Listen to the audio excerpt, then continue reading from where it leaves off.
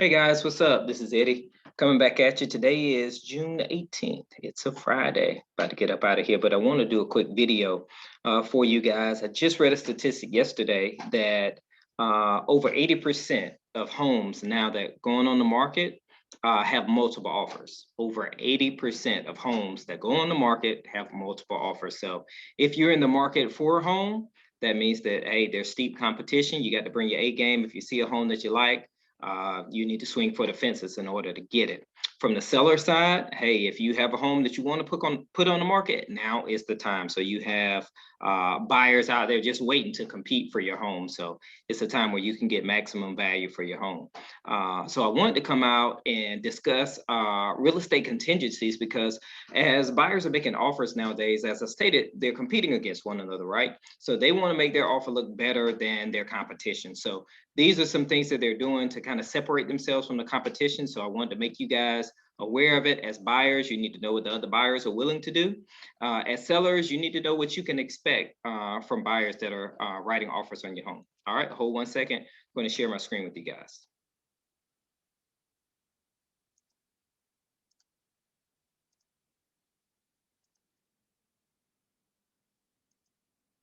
Okay, real estate contingencies. So one of the things that you should know is that in most real estate contracts, there are certain contingencies already in the contract that may or may not be waived, but they're there to protect the buyers and the sellers from different things. So we're going to start with the first contingency that we have is financing contingency. All right. So if you make an offer on a home and your loan has to be financed through a mortgage company or a bank, typically you're going to have a financing contingency. It just typically states that, you know, I would purchase this home as long as I am able to be financed by my financial institution. So with the financing contingency, the buyer's obligation to purchase is contingent upon the buyer obtaining financing. All right. This contingency automatically expires 5 business days prior to proposed closing date. So let's just say if you're denied your loan, prior to 5 days before closing, then you're not in default as a buyer. All right. That's what this contingency protects you from, being denied for your loan, so you get your earnest money back to you. Now, if the buyer fails to close because of an inability to obtain financing inside this 5-day window, then the buyer will be in default and the earnest money will be released to the seller.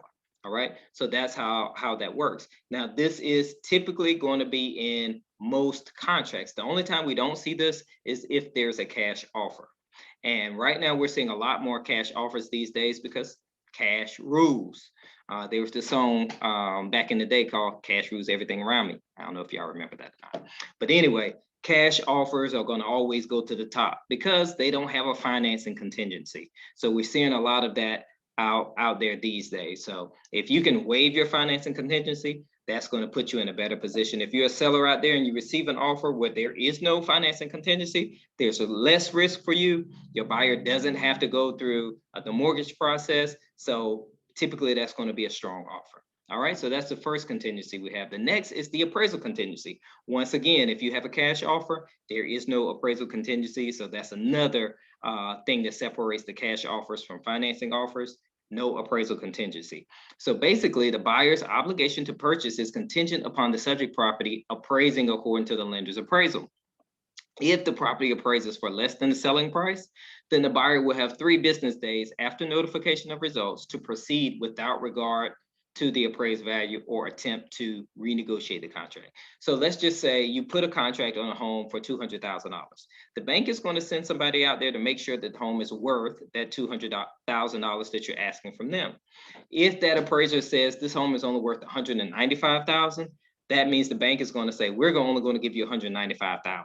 So as a buyer, you have to make a decision. Are you going to bring that additional $5,000, or are you going to go to the seller to try to negotiate? So basically, that's what has to happen when you have an appraisal contingency. Now, after 3 business days, either party can terminate the contract. If this happens, then the earnest money will be released to the buyer. So the seller doesn't have to accept anything less than the selling price, and the buyer doesn't have to pay more than the sales price, more than the appraisal price. So a decision has to be made here. But typically, this is a contingency in the contract. Now, as I stated, we're seeing a lot of buyers now waive this contingency. In order to waive it, you have to have some money, because you're saying, regardless of what this appraisal comes in at, I'm going to reach into my savings and I'm going to add the money to it, regardless of what the bank gives me. You can only say that if you got money in the bank. All right. So that's the second contingency. The next thing we have is the due diligence period. So in every real estate contract, in most real estate contracts, you have a period of time as a buyer to do your due diligence. So you can have any type of inspection that you want within the first 10 business days of having an accepted or ratified contract, is what we call it. So the due diligence period is 10 business days beginning at the time of final contract acceptance. Now, the buyer has the right to inspect the property at the buyer's expense. You know, the seller's not going to pay for you to have any type of inspection. You have a home inspection, they find an issue and say, you know, you need to send a roofer out here, or you need to send a plumber to take a look at this. You can do that, but it's at the buyer's expense, not the seller's. Now, the buyer has the right to terminate the contract for any reason during this 10-day period, with earnest money being released to the buyer. All right. So we're seeing this due diligence period being waived as well. So we're getting a lot of contracts that are as is, meaning that I'm going to say accept the home as is. I may have inspections that's as is with a due diligence period. I'm going to have my inspections, but I'm not going to ask the seller to make any repairs. And then we're seeing as is without a due diligence period. That just means that I'm going to accept the home as it is, and I'm not even going to have a due diligence period. So as a seller, when you get someone saying that, you know, they don't even want the due diligence period, all right, that's going to elevate that offer up, because the seller doesn't have to worry about you walking away, or the seller doesn't have to worry about you asking them to make repairs. So we're seeing a lot of buyers do this now. We're also having some buyers that are saying, all right, I'm going to have my due diligence period, I'm going to have my inspections, but I'm not going to ask the seller to make repairs. So that'll put you in the second category. It's still better than, you know, having a due diligence period and asking for repairs. You know, in this market right now where every buyer is competing, there are multiple offers. Those offers that, you know, where buyers are asking for repairs don't go too far these days. So these are some things that we're seeing buyers doing now. As we stated earlier, the statistic, 82% of homes now are going to be multiple offers.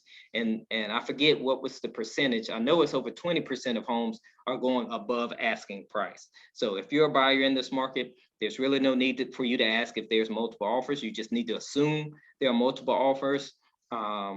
Even if the price is listed high, the sellers these days are going to get what they're asking for. I mean, that's just how it is, regardless of what the comps say. Now, you have the appraisal contingency that will protect you from overpaying, but this isn't the season to think as a buyer you're going to go in, you know, $5,000 low, or that the seller is going to contribute to your closing costs. That's not going to happen. So you need to have your money for your own closing costs, and you need to become prepared, you know, to submit your highest and best offer. At the end of the day, you don't want to have any regrets about, you know, not going in on the home if you really like it. If you like the home, you want to submit an offer, hey, I'm going to suggest that you go in full price and do whatever you can to put yourself in the best position. But these are some of the things that buyers are doing. There's one last thing that I want to discuss.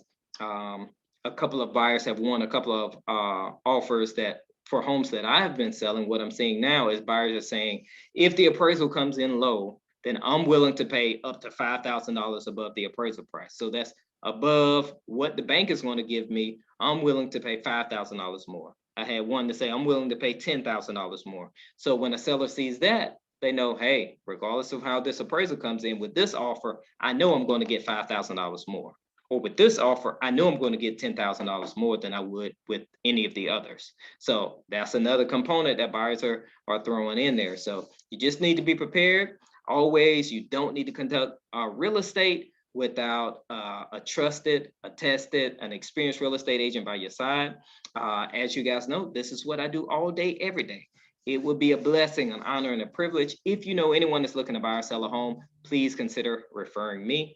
But anyway, that's what I want to discuss today. If you guys have any questions, comments, or concerns, feel free to give me a call, shoot me an email, shoot me a text.